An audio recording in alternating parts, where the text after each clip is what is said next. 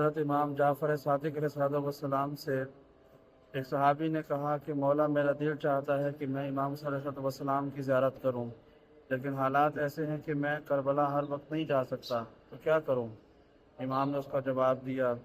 کہ جب تمہارے پاس ایک ایسا ورد یا ایسی تسبیح ہے کہ جس کو تم جب بھی ادا کرو گے پروردگار تمہارے نام اعمال میں زیارت حسین کا ثواب لکھے گا۔ تو کیا مولا وہ کیا ہے؟ کہا کہ تم میں سے کوئی شخص بھی دن کے کسی بھی وقت میں کھلے آسمان تلے چلا جائے اور